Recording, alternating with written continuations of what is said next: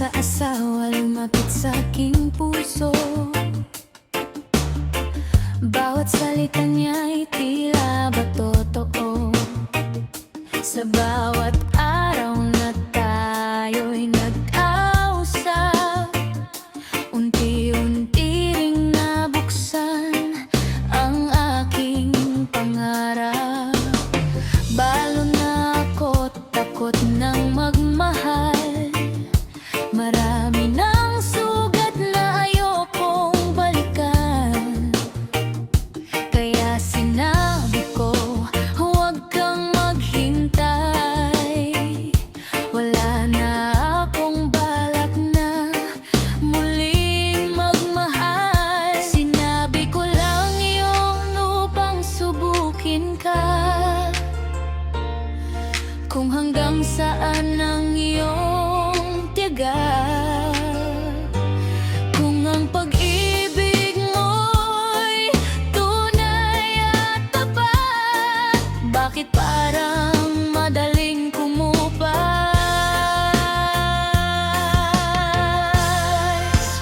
Di pa lumipas ang isang buwan, may iba ka ng tangan-tangan.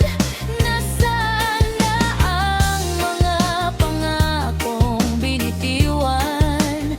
Bakit napalitan ng panibagong pangalan? Ngayon alam ko, salamat sa panahon. Hinilantad nito ang tunay mong layon.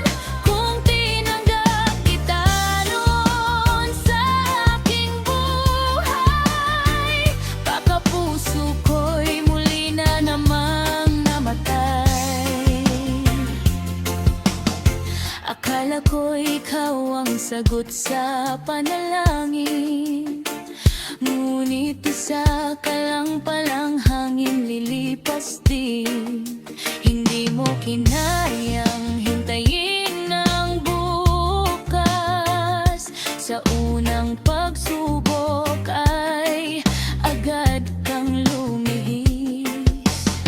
Marahil tamang naging pag-aalinlangan. Hindi lahat ng panliligaw ay pagmamahalan. May mga salitang kayang magsinungaling, ngunit ang panahon ang laging magsasabi ng lihim. Hindi ako galit, wala ring hinanakit. Sa halip ay natutong mag-ingat sa pag-ibig. Mas mabuting mag-isa kaysa sa maling piling. Dahil ang tunay na pag-ibig marunong maghintay. Di pa lumipas ang isang buwan, may iba ka ng kinakasama ngayon. Kaya naisip ko, salamat sa pagkakataon. Hindi pala totoo ang iyong intensyon. Kung sakaling tinanggap kita noon, ako rin ang talo sa bandang huli. Mas mabuti nang nasaktan sa pagtotohanan, kaysa mabuhay sa pag-ibig na panandalian.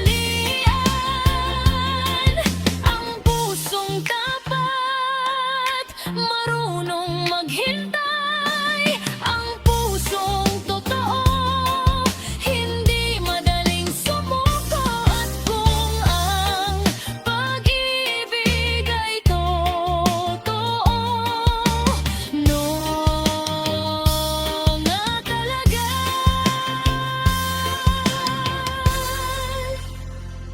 Hindi ito mapapalitan sa loob lamang na